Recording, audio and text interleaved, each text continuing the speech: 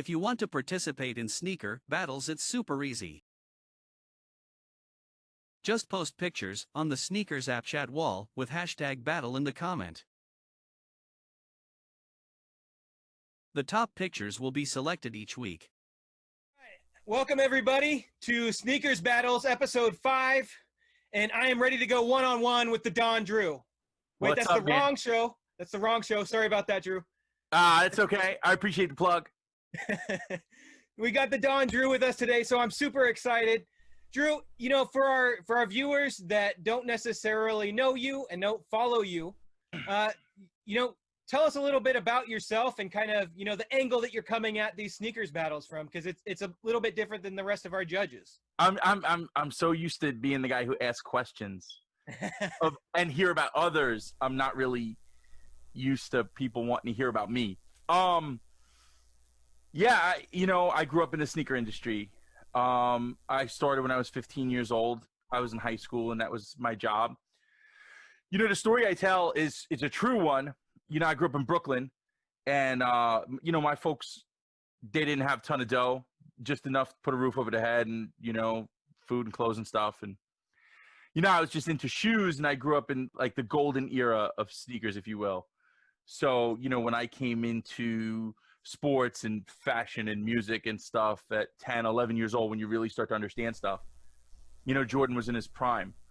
So, there was a kid I went to school with who had the Jordan 3, and I thought it was the coolest shoe ever, and MJ in the dunk contest, and I just couldn't afford it. So I got this paper route with the New York Daily News. I was 11 years old, and the paper route, when I got it, had 12 houses, and the news used to cost $4.25 a week. So you go collecting every week, and the house would give you $5. The person you deliver to would give you $5. So that's all I made was the tips. So 75 cents a house, and I had 12 houses, so you could do the math. I wasn't making a whole lot of bread. But they offered a $5 one-time commission for every new house you signed up. So in my head, I figured, okay, well, if I sign up a bunch of houses, I'll have enough money to buy the shoes I want. And then 75 cents or sometimes $1, however much they tipped me for delivering the paper, times 100 houses would be a whole lot better than 12 houses. So I turned the 12-house paper out into 125 houses. So I was able to buy my sneakers, and the first ones I bought for myself are actually the ones coming out for Black Friday, which is that Fire Red 4. That was my first Jordan, and that was in summer of 1989, I believe. And I had every Jordan, OG Jordan, 4, 5, 6, 7, 8, skip 9 because Jordan didn't wear it on the court, 10, 11, 12, 13, 14, and then that was it for me. Right. So as an OG, so that was like that was the era I grew up in. And then at 15, I got the job at the sneaker store in the mall, and little did I know at that time that I would spend the rest of my life in the industry. I don't really buy a lot of sneakers anymore. I have a good bit. When you spend 25 years in the business, I don't consider it a collection. I consider it an accumulation. So that's what it is. And honestly, I just feel like gluttonous buying shoes now because I have so many. Like it's almost like a waste of money. I do buy them from time to time when I see something that catches my eye, but I really don't need to. So what was the last shoe that you bought? The last shoe I bought was the 97 tie-dye golf shoe. Okay, yeah. That just dropped for the PGA Championship in Harding Park, San Francisco. As far as the last sneaker I bought, I don't even know. I couldn't tell you. Probably just something to beat on, something to work in. I don't know. All right, so I'm on my feet. What are we going to find on your foot the most? What kind of shoe do you go at? What are you wearing on a daily basis? If you're leaving the house anymore. I'm in the basement right now. The shoe I wear the most is upstairs on my living room floor probably, and that's that same Fire Red 4 that I bought in 1989. It's not an 89 one. I think that's the 2012 release. Right. At this point, I already swapped out the laces because the old ones were frayed. The cracks all in the midsoles. I just wear those shoes to death. Typically what I'll do is I'll pull 3-4 shoes out of the stash and just wear them relentlessly until I get tired of them and then put them away for years and then pull another couple out. So I don't really have much that's dead stock, but I had a couple here and there that I never put on yet, but that's what I'm wearing. I wear the same couple. Bo Jacksons, the Auburn color Bo Jackson, the white Auburn royal blue. That's what I wear. That I wear those Jordan 4s. I wear that's pretty much just stand penny 2s. That's my wheelhouse. All right, I like that, man.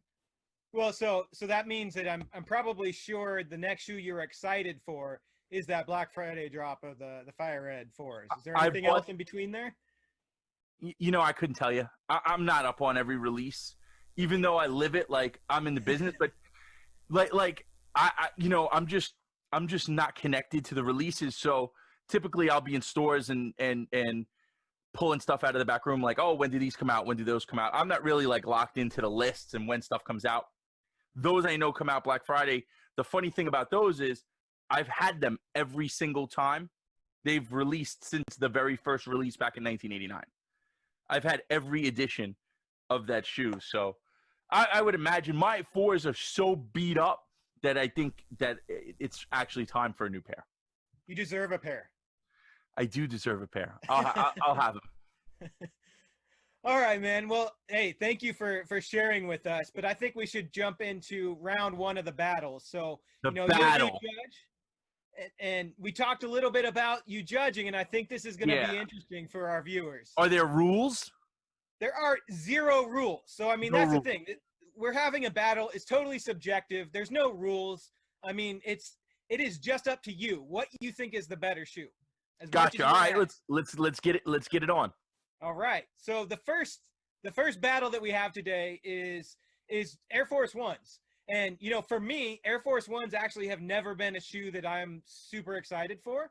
I like a lot of them, and I love seeing the shoe, but, it's just not my thing. But we got a couple good ones. So the first one is a recent release, which is the Rucker Park version. That's from BX Sneaker King. So, you grew up in New York, right? So Rucker Park must mean something to you. The Air Force One must mean something to you. Yeah. How do you think? What do you feel about this Rucker Park? It's cool. I mean, they're cool. The Air Force One for me is such a classic, just part of the overall fabric of sneakers and culture. I'm pretty conservative when it comes to that shoe and just like basic colors. I don't have a ton of pairs. It's never been a shoe that I've really jumped after. I tell kids all the time though, if you want to start a fire sneaker collection and never wait online and never pay resale, you should just buy every color Air Force One. And honestly, you won't break the bank either. And because the thing is, they'll never go out of style. Same thing with Air Max 1s or Air Max 90s. You can do the same thing, and you'll grab pairs on sale and just really come up that way. But what do I know? No, I think that's some great advice, man. So, okay, so we had that Rucker Park. Now we have an older release, but the G-Dragon Air Force One, which is something completely different and off the wall, I think. How do you feel about a shoe that's as classic as the Air Force One, kind of going outside of basketball like they did with the G-Dragon, and going outside of, I don't know, just, the original OG kind of sneaker culture and going out after something new like K-pop? Yeah, I mean, I think the cool thing about the Air Force One is all the different twists and flavors you can put on it. It's a super versatile shoe. I don't really have a connection to either of these shoes. If I had to pick one of between the two, they're both. You got to. That's your job, man. That's my job. I would take the Rucker Park one. Just I think the colors pop and the connection to New York City. And Rucker Park is just such a great place in the summertime. It's not really like it used to be, but it's just it's just part of the fabric of New York and everything we do. I actually have an Air Force One that I want to put up against those. Can I do that? Yeah, so out of these two, though, you're giving it to the Rucker Park. I want the Rucker Park. Rucker Park's going to win. That's the win. All right, now let's see you destroy them both. These they might be a little. I don't know how beat up they are. Can you see them? Yeah, they don't look beat up. Yeah, they're in pretty good shape here. Yeah. This is LeBron Air Force One, maybe 2003 release, his rookie year, Cavs colors, original laces. I've worn them a couple of times. Again, I don't have a lot of Air Force Ones, just a handful. But I would take this LeBron over both of those. But if I had to choose those, I'm taking that Rucker Park. All right. I don't know, man. I'll give BX Sneaker King the win on this, but I would rather have your LeBron. So Round two. Round two, we have Mike Varga, who has been a guest judge. We also have Sneaks, the Sneakers app founder. And, you know, this one's a little different because it's not the same model. And this is really just to see, you know, I'm testing the waters of Don Drew here, of what you like. I love Jordans. I really love Jordans. That's like where I got into the sneaker game. This is an easy one, though. This isn't even close. The French Blue 7 is a really just such a strong colorway on an iconic silhouette. And I love the Jordan 3. It's my favorite shoe of all time. But all these extra colors that come out, it's just very gimmicky. That denim Jordan 3 is very clean. It's fine. It's just, I don't know. It's like not special to me in any way. The best denim Jordan that I think was done was the Levi's collab on the 4. But and again, these are very clean. It's a Jordan 3. It's a great silhouette. It's iconic. It's my favorite silhouette of all time. But I mean, it can't touch the French Blue 7. I have a Jordan that I want to put up against those. All right, so Sneaks, you won that with the French Blue 7, which I will say. He didn't just win it. That was a blowout. He annihilated it. And you know that was a kind of a slept on release. I remember in 2015, it went out on sale, had great leather on it. I mean, that shoe has history though. That shoe has history. Yeah. I mean, that 2015 release was probably the best match of the retro from like as close as it came to some of the older releases. Right. But that French Blue 7 is a very, very clean. And the 7 is just such a soft, kind of comfortable Jordan, very different than like a lot of the other Jordans. It's like a little bit of a Huarache-esque silhouette. Yeah, so the 7 is so good. So what are you going to bring out? Well, I told you Jordan 3 is my favorite silhouette. And I felt like I couldn't compete with it if I just pulled an OG colorway. So I wanted to give it like a little bit of flavor. So this is a DB Jordan 3. Oh, yeah. I don't know if you could see it. This is my favorite, like, all-time DB release. They did a free, I think in 2011 or 2012, a DB free that had, like, some outer space stuff on it that I thought was really cool. But this Jordan 3, it's got that ice bottom, the silver and the black hits. It's got some 3M on it, a little red and gold. I don't know. This is, like, maybe my favorite non-OG, like, style 3 for me. So those look clean, especially considering the age. I got the receipt too. How'd I do? All right, we are at round 3, and this is going to be an Asics round. We actually, same model too. We have GL3s. We have 420 Mike with the RF Tokyo, and then we also have BX Sneaker King with the RF Volcano 2.0. So let me just start with you with Asics. You know, has that ever been a shoe for you?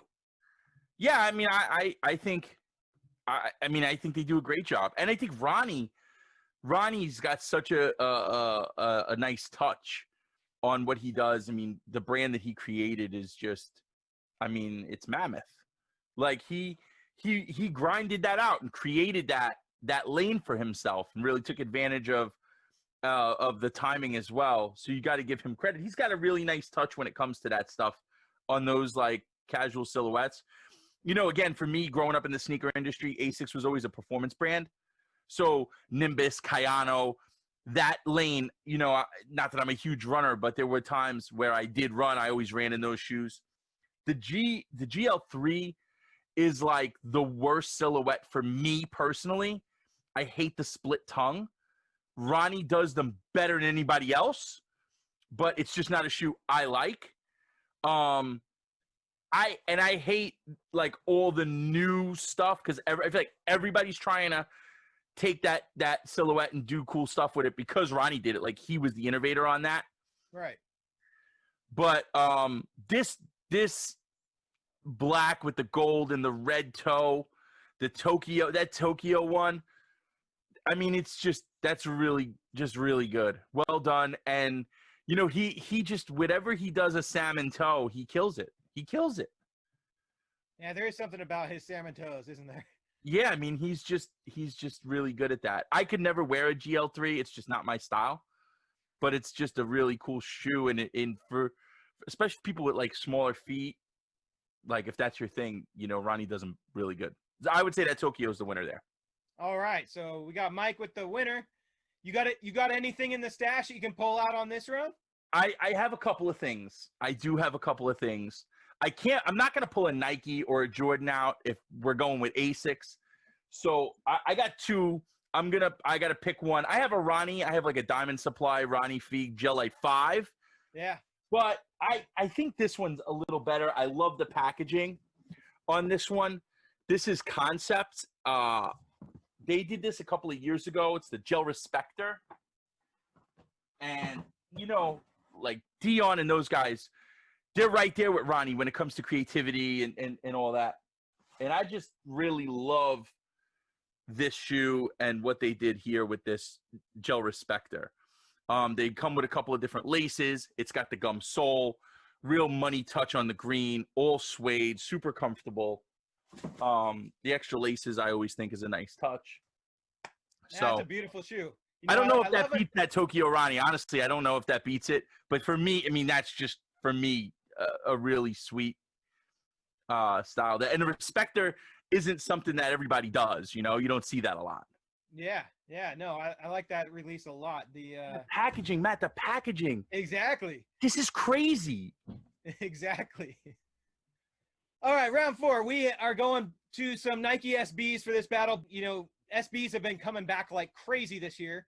They died off for a few years, and now it seems like everybody is back into SBs. As I'm sure everything goes in cycles. Everything comes back around at some point. Yeah, I'm not an SB guy. I've never owned a pair of SBs in my whole life. I'm not a skateboarder. I respect the shit out of that lane, and those people, they're super loyal to that style. It's just not for me. I don't pay attention too much, so my like sneaker knowledge on the SBs is probably subpar. I am seeing a little bit of a pattern with like the 2020, 2019, the recency. And I think that's the thing with all these sneaker battles. We talked about it when you were on my show. There's a huge recency bias on the sneaker battles. It's hard to compare. I think the Civilist is cool. I think I would choose that one over the other one. But again, I'm not the most knowledgeable SB guy, and I don't have an SB to go against it. So I would probably, I know he made SBs, and it's a recent shoe, so I'd go with that one. You're not even fair now. I would do this, because he did make SBs. I don't have SBs, so the only thing I could do, this one is actually one of the very few DS shoes in my stash. This is a beautiful shoe. That really is a beautiful shoe. All right, so we got the Civilist wins. That's Will with the Civilist. That's it's a crazy shoe. One thing is that I'm always down for somebody doing something interesting with it, even if it's not for me. I can appreciate just seeing something that's different that I haven't seen before. I love the wild colors. I'm a fan of colors. Give me a lot of colors in a shoe. The crazier, the better. Yeah. All right, round 5. We're going to go to another brand, and these are both Reeboks. So we have Royal III with some raspberry ventilators from 2014. And then we have Sean with a Ventilator Supreme, and that's the Cameron version. So have you ever been into Reeboks? Growing up in that era, Reeboks were big. Yeah, the extent of my Reebok was like the Sean Kemps and the Iverson, the Shaq Gnosis, more on the basketball side of it. I never really went down the other, G units and stuff like that, but I never really had a huge connection to Reebok. I'm going to pick the cams in this. I think that purple is just so smooth. I've seen those shoes in person. They look really nice. And I think, Cameron really does a nice job with that kind of stuff. I don't have any Reeboks to show. All right. So I pulled a couple of shoes out of my stash, non-Nikes, but I don't have no Reebok. So I'm going to show you these. None of these can be bought, by the way. I spent my whole life in retail. So I think this was 2006. This is just a standard New Balance 992, right? But that's got the Finish Line branding on the tongue. I don't know. Oh, that's crazy. So good. And they were made for people who worked at Finish Line. Not everybody, but I worked there for a long time. And what year was that you got those? I want to say 06. Okay. They think it was for their 25th anniversary. It's just the standard 992. It's got the Finish Line branding, and the box here says FL on it. Nice. 992 FL. I've worn these a couple of times. I will never wear them again. I haven't worked at Finish Line in 6-7 years, so I won't wear them again. Nothing against Finish Line. I was there for a great 10 years, but that's that. Then the other ones I want to show. I'm going to show these. You can cut it out if you want. I don't know if anybody cares about these. But in my travels, I worked at Foot Action for 10 years also, before Foot Locker bought it. Okay. That was a boys club I never really wanted to be a part of. So at the time I worked at Foot Action, it wasn't a publicly traded company. We were a subsidiary of Mel Disco. A lot of people don't even remember when Foot Action wasn't owned by Foot Locker. It was an independent arm. Right. And I was there from 1995 to 2004. In May of 2004, when Foot Locker bought it, they inherited me. So they brought me out to Vegas for one of their meetings, and I got these. This is just a standard Adidas Superstar, but it's got the Foot Locker branding. As you can see, it's got the tag. I've never worn it. I never will. The Foot Locker stripes on the inside. And the cool thing about this is I got its brother, the Finish Line version. Really? 25 years Finish Line. So I think I might be the only person who has the Foot Locker and the Finish Line Adidas Superstar, plain white. I'll never wear either of these. So wait, did they do those both in the same year? No. The Finish Line one was 06. Okay. The Foot Locker one was 04. I don't know how much you want me to talk here, but I got a crazy story about that Vegas trip. No, I'm in. Yeah. All right. So this shoe here, this is 2004. In May of 2004, I was a store manager in Newark, Delaware, running one of the bigger volume Foot Action stores. Foot Locker buys it, and I was on a fast track to the next level, being a multi-store district, whatever it was. So anyways, they fly me and a handful of other people throughout the country that were in this program to Vegas for these meetings. And I didn't want to work for Foot Locker. They bought me. I came with the store. Right. So I had one foot out the door. I just didn't give a fuck. And it was like July of 2004. And they bought us in May. And just as a side note, I left in August. So I was ready to go. And I was like 25, 26 years old. So they fly us to Vegas for these meetings. And we get there, and my room wasn't ready at Mandalay Bay. So I leave my bag with the bellhop. I go to all my meetings, pick up my shoes, right? And that night we had the dinner. They bring us to the Rum Jungle. I don't even know if it still exists. And it was crazy, open bar. And I got tanked. So I'm in the casino gambling, as I like to do sometimes, and drinking and gambling. Next thing I knew, it's 7 o'clock in the morning, time to get ready for the meetings. I was still dressed from the day before. I'm like, fuck it, I'm just going to go straight. So I stayed at the blackjack table till 8 o'clock when the meetings start, and I go to the meetings, spend the whole day at the meetings. Then that night, we go to dinner at the Hard Rock. LL Cool J was there. Tiki Barber was there. It was really cool. And, I'm throwing a couple back, eat, drink, the whole nine, go back to the casino, more gambling. Now it's the third day, right?